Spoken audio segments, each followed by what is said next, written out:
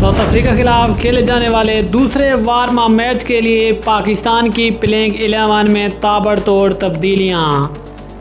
West Indies के खिलाफ पहले मैच में कामयाबी के बाद अब दूसरे मैच के लिए पाकिस्तान की प्लेइंग 11 में कौन से खिलाड़ी बनेंगे पाकिस्तान की टीम का हिस्सा।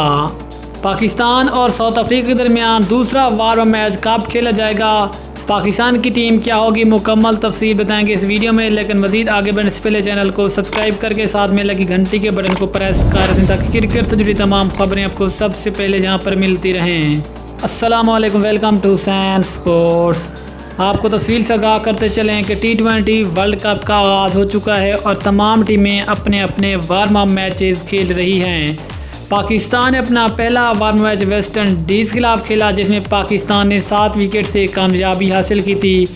अब पाकिस्तानी क्रिकेट टीम अपना दूसरा warm up match south Africa के खिलाफ खेलेगी और ये मैच 20 अक्टूबर को खेला जाएगा।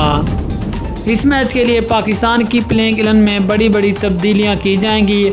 आपको बताते चलें कि पिछले मैच में फ़खर जमान पाकिस्तान की प्लेइंग 11 का हिस्सा बने थे, लेकिन इस दफ़ा फ़खर जमान के साथ साथ हैदर अली को भी साउथ अफ्रीका के खिलाफ खेले जाने वाले वार्म अप मैच के लिए पाकिस्तान की प्लेइंग 11 में शामिल किया जाएगा।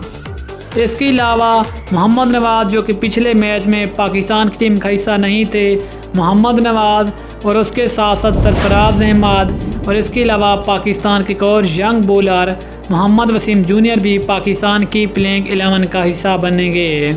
ये थी आज की बड़ी खबर। इंशाल्लाह मिलते हैं किसी और ज़बरदस्त न्यूज़ के साथ, तब तक के लिए अल्लाह हाफिज़। पाकिस्तान जिंदाबाद।